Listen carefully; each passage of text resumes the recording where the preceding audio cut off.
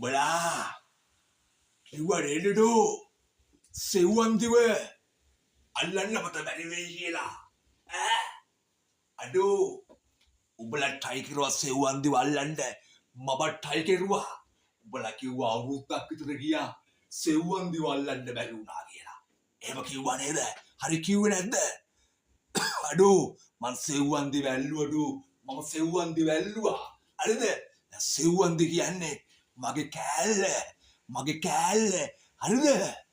සෙව්වන්තියකට පිම්බැන්දා ආශා දහසක් රසවින්දා සෙව්වන්තියකට පිම්බැන්දා ආශා දහසක් රසවින්දා